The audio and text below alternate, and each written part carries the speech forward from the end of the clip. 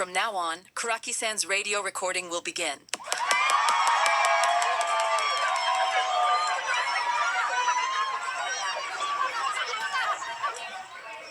No illusions to live by!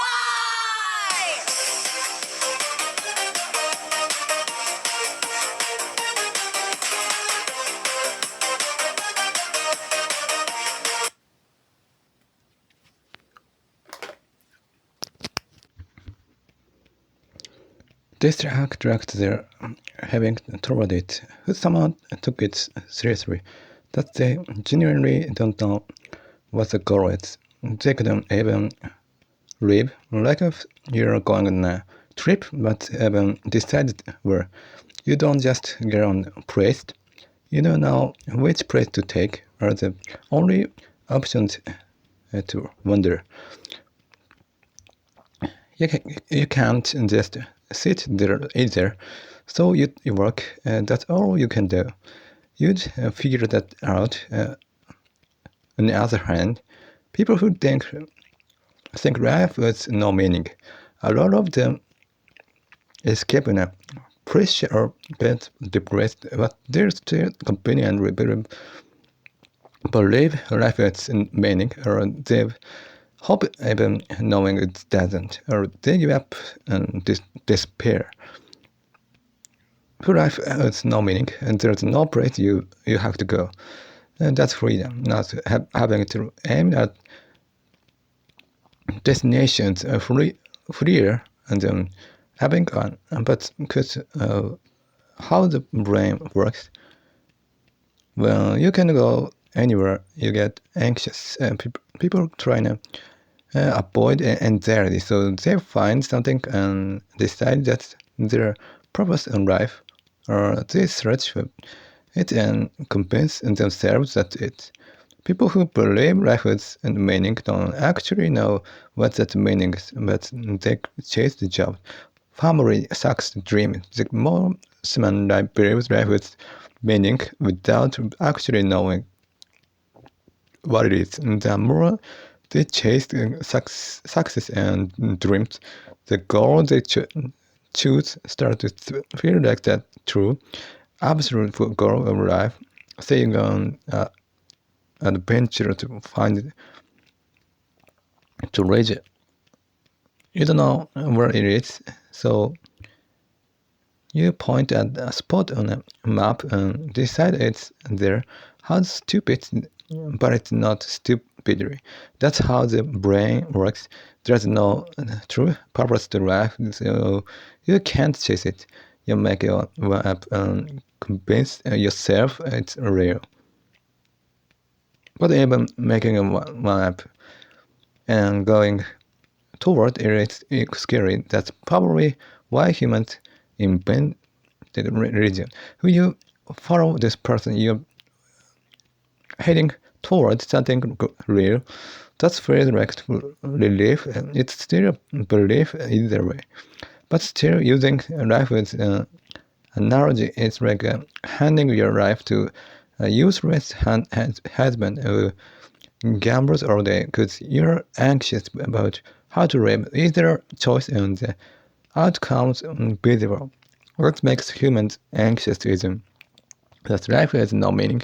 It's that there's no direction. That's why some people plan trips on extreme detail, even near every place. These people are more prone to anxiety. People who lean more toward seeking stimulation than rather planning. I left the religion and lost my sense of balance and direction. So I'm free. The freedom to be anywhere, almost the same feeling to the brain as not knowing where to go. It's the same for other animals. There are two paths with identical condition, and you don't know which to take. That's very stressful, not knowing where to go. It's technically freedom, but it feels like anxiety. Logically, no meaning means freedom, but as a feeling, it's anxiety. This world can't stand being free. So like I said, looking for God as a temporary fix. People also feel each day is a temporary fix to dull that anxiety. Some people escape in alcohol and pressure. Some chase women. Some turn to religion. Calling it escape might sound harsh, but yeah, they're escaping. People who chase for success are making a temporary goal. People who carry a sense of mission are using it as a foothold. Why I've been able to live inside that freedom, it's a vacuum, and the daily structure,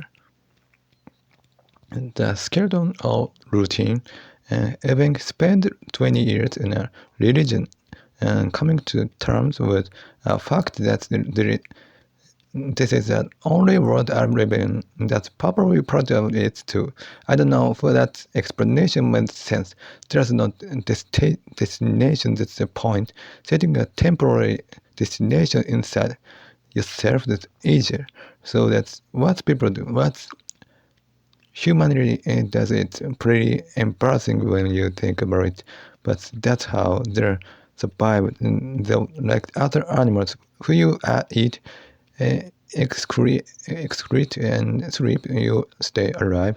That said, this is a huge problem for humans next. I think people seek perfection, but they also seek imperfection. I'm convinced I'm perfect. I'm convinced this world is perfect. But there's also a feeling that I want it to be imperfect. I get the sense that people in general want there to, for example, incomplete composition should technically be a clean ending, but nobody like it. Perfect creative work feels like something machine made. People dislike that. The all-rounder celebrity who can do everything tend to be liked. I thought that was just a Japan thing, but apparently not. A puzzle with every piece filled in. That feels boring. Their absolute art would have standards you could clearly compare and say this is better than that. But in art, that's impossible, and it's only each person's opinion with their absolute there'd be an answer. Everyone would make this same thing or stop making anything that doesn't happen because there's no absolute. And even if there absolute humanity isn't reached it, it's not even clear we are getting closer. So it might as well not exist with their absolute. The world would be boring. I think there'd be science, art, or religion. Science and art are things that keeps searching for truth through research. I'm not sure, but in math there's a incompleteness theorem. In physics, things like relativity, relatively, the uncertainty principle that wouldn't hold. So I don't know. Thinking hypothetical doesn't let it go anywhere, but contradiction keeps showing up. So science and reality couldn't exist. Having a goal to reach means you not only aim for it, you actually get there. No need to keep researching. Most of Earth would be criminate. The truth is one thing. Who there absolute we wouldn't know. Who we are even getting close. Every human action would be like a wrong answer. So if there are absolute, we're not even approaching it. Who there's no absolute, there's no standard. Everything's the same, but the brain creates difference. Favorite colors, favorite sound, already built in a gentle. That's why the concept of good works. There's no outlet. People have accepted they'll never find it. That's exactly why they can believe in the absolute that religion invented the illusion, the freedom to believe is born from that. Without absolute, most religions would be wrong, but how you define what matters here, religions, something that's saved through belief, so in that case, no religions is necessarily wrong. That's only possible because there's no absolute standard. I'll say it again. People are built to seek perfection, but they also prefer imperfection because otherwise it's boring. Sound like I got perfect every way. You're drawn to that. But if that perfectly virtuous person actually existed, they'd feel like a robot. You wouldn't really be attached to them having some flaws. That's what's the rule. Now what I'm talking about, when some idol group said adding a less pretty member gives fans something to root for, that's completely different things. That there's words for incomplete composition. I don't hear it much, but it exists. Imperfection is suffering, but there's also the feeling of not being finished. Still something ahead. That feeling of room to grow. There's something relieving about it. But who there absolute correct answer? Evaluation would become measurement, but some people like this kind of work, others like that kind. The final body response doesn't align. It's buried completely. If there were an absolute, everyone would head toward it. Everyone would make the same thing.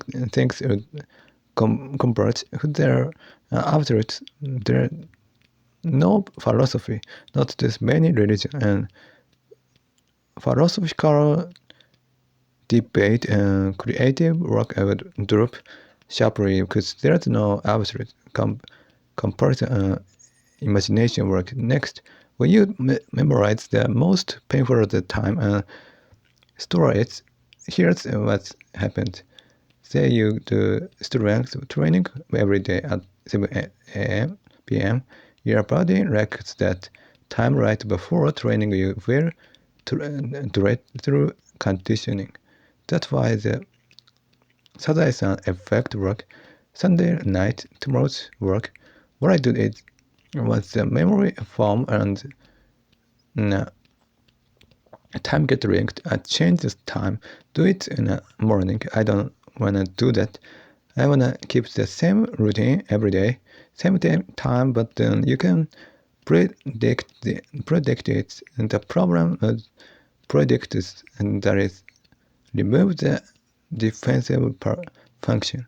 You still feel dread before training, but in my case, I don't know. There's something off with me. There's no problem at all. So I calculate and decide today I'll keep it the same time as yesterday. That works every time. But looking long term, I start predicting today I'll probably move it earlier again. Next, watching a dream, the way the shrine maiden was pranked looked familiar. I felt like I'd seen it somewhere. Then I realized the leader of the religion was praised the same way.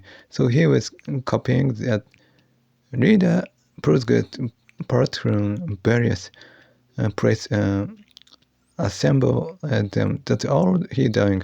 He thinks that's who he gathered the best part of different religion and want something strong and more wonderful will come out, but it's just imitation. Next, there's celebrity who looks very strong-faced or else looks very weak. And already they looked strong and later not so much. Maybe because age, maybe time passing, but just time passing shouldn't change someone that much. So which is it? did they just look strong face, or this is speculation? They've been saying something like spending time in an entertainment world makes you lose track of who you are. Is that it? Like everything keeps painting over yourself. I was thinking about that. There's also a celebrity who said they only show their real self to friends, but people who think they protect themselves by not showing their real self. There's no real self to begin with, but maybe there's desire of this side of me I don't want to show, or there's that illusion that this is a real me, the illusion that this is my individual, but because that doesn't actually exist. Everyday life isn't hard. Who's there? Something that's really me. You spend most of your time wearing more mask about that be painful. You wanna show your real self as fast as possible. A teacher in elementary school said necessary meeting that I should show more of myself, but the teacher had no idea but what my real self is. Human don't that to begin with. Even if it exists, nobody would know what it is. Telling someone to show their real self more is worst thing to say. The other person can only be confused or say, okay, that's impossible. In the religion, they try to draw out your true self. That act itself is already forced. It causes stress without any knowing. Next, I try to put things off. I use present things I can do first. For easy things I can do right now, this put off. Present things are just pleasure. So finishing them fast is easier for me. Present things have a clear and visible end. The cost to process to raw. It's clear that if I do this, it's over, so it's easy to focus. Easy things are too small. You can do them anytime. So it becomes not now. But recently, this is caused a problem. And the things I can bring off, not that I think I'll do them eventually, but there's some sense of leeway. I think there's value in that, but there's this tendency to treat a sense of leeway as bad, but removing a sense of leeway is something you can do just by being aware of it. You can't make it a habit, because having a sense of leeway is how human naturally are. So it's just a sleeping level called a sense of leeway, something that's natural. Also, when a car honks nearby, I feel like I'm being bothered, but a car driving past isn't bother. That's an extreme rejection of being bothered. But people bother each other. It goes both ways. Maybe the others is slightly different. First, there's rejection response. I'm sensitive to environment sound. The load is high, and I also have a strong rejection response that results in the feeling of being bothered. Maybe it's a rejection of being literally affect rejection of that kind of relationship, because I can't control or manage it. The other person isn't considering my existence. That's how it feels. No escape, predictable. When those line up, rejection kicks in. The other person doesn't care, but only I'm affected that structure. That's why some people feel extreme stress or even fear when the doorbell rings. The other person doesn't care, but only I'm affected the structure. That's why some people feel extreme stress or even fear when the doorbell rings because that unpredictability. The question of whether I'm being bothered a real thing, just a physical stimulus. It's just a sound that gets turned in a psychological stimulus, action of another person, and then it gets given meaning, converted in a something relational and made in a project directed at me, but a car honked out front. That's all. It's okay to see it. It's just sound. Of course you could read it as a buzzer, but I felt that way. The people I think who should be it hardest are people who've gone bankrupt. They've caused serious trouble for others, people who've been in prison. Obviously, but people who've gone bankrupt go on a start new business. People who've gone bankrupt go on a start new business. People who've gone bankrupt should probably be required to stay connected somewhere because they could 10 or million damage to society. People who go bankrupt get legal relief. Criminal gets support to organization after the sentence. Domestic abusers get rehabilitation program. The people with addiction get solid specialization support, but people who are employed and struggling who even cause trouble for anyone. There's almost no support. Society creates some simple system from people with caused problem, but doesn't look at purpose.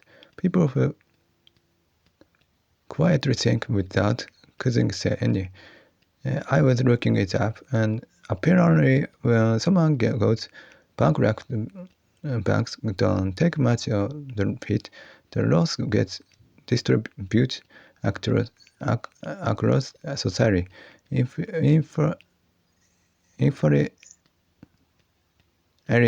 People who go bankrupt can't get a credit card. That's nothing. That doesn't feel like a real burden on life. Infuriating. No need to listen to that. But still, also art is main stream things and things slightly outside the mainstream.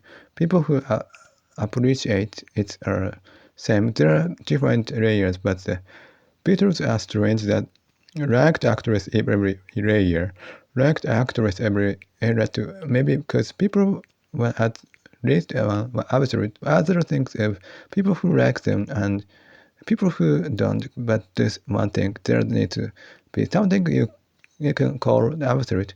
Maybe something like that is needed in a music industry, and something like that emerged.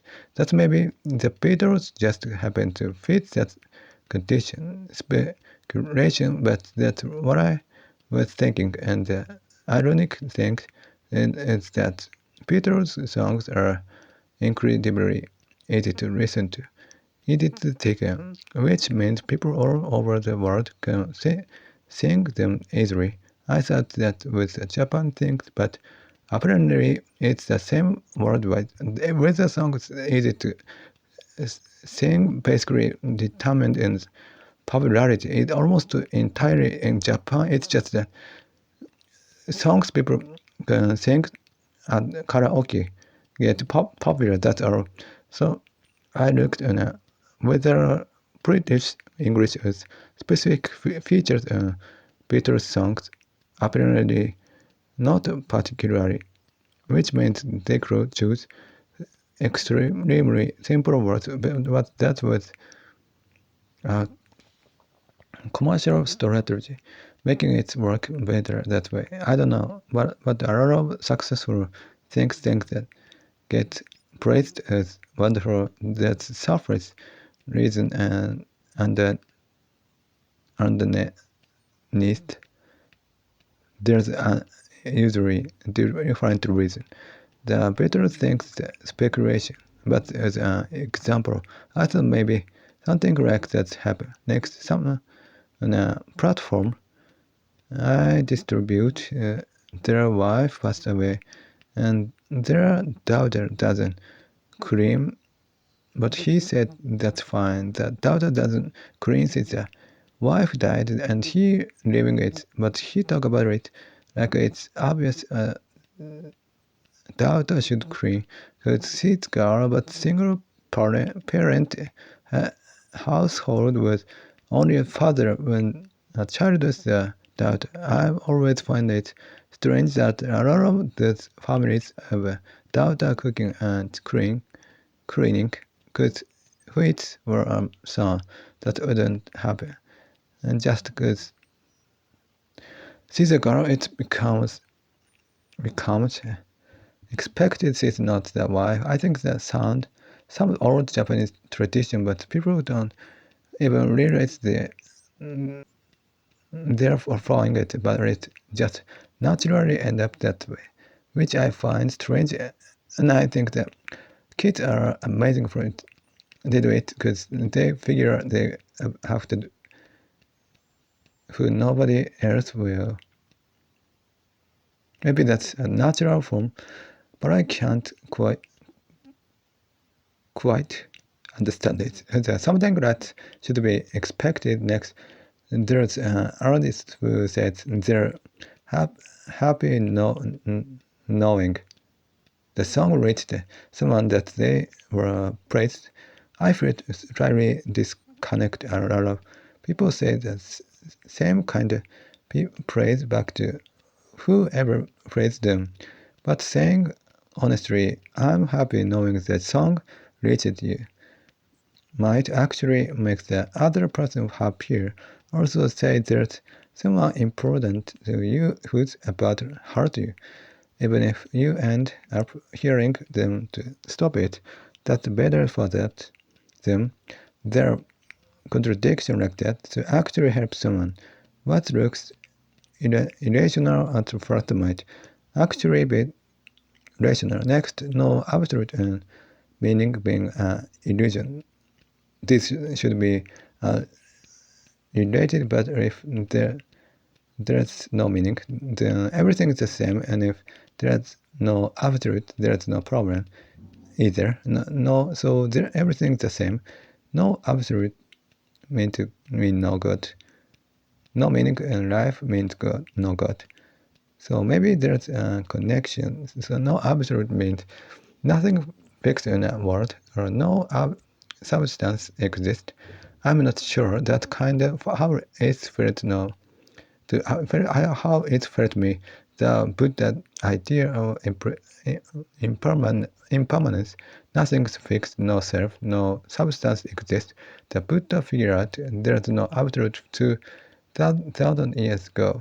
Illusion meaning is story attached after the fact to reality and doesn't exist on the world side. No absolute means no internal standard. No meaning being a illusion. Meaning exists in a brain. Absolute is also an illusion. Humans are made up. What's both in common as the absence of the external standards, so they feel the same. No internal standard, but I do think that's connections. No absolutes. Why there's no meaning in this world? No God is why there's no meaning in life? Because meaning in life feels like moving toward a goal, somewhere moving toward it is the meaning of life, and the idea of impermanence, no self and no absolute goods should be connected with no fixed and changing standard or substance in the world. What no absolute means, but both are saying there's no fixed substance, keeping the definition consistent. God equals absolute. That's shared definition. got equal absolute to the definition shared actress culture. Next, girls I find attractive who have a boyish look. Their personality tend to match. Kind of cool, kind of masculine. Some are gentle, some have a sudden dignity, but are still masculine, are of a cool feel, but that idol who looks cool get liked by other idol, but personality-wise, the female, but the things that admire are slightly cool artists. So her fashion is a bit, though her real responsibility is girly. She comes across as cool. Could that. She is even more popular among other idols female fans. They probably find her unbearably cool, but watching her, I wonder what she herself feels. She doesn't seem confused. There's something like a sense of superiority, but internally, she's not masculine. Watching that, I find it interesting. Next, I'm in a void, but I don't intend to talk about the void. And this is a philosophy show, but the difference from other philosophy shows, I have a real philosophy book, and I'm not confident in that area. Maybe that's part of it. I don't want to put the word philosophy in a show description or episode title, even though I'm talking about philosophy because it's attract the wrong audience. Not wrong exactly. There's no target with my show, but the feeling that each one reach the people it should reach, and that's frustrating. But some strange pride mine makes philosophy feel off. Using the word philosophy makes it look like a different show, which I don't want, and I don't intend to discuss philosophy. For me, philosophy, if you get deep enough in any of the philosophy, spirituality, religion, all of them end up generating a story that's different from what I'm cutting through. That's the difficulty.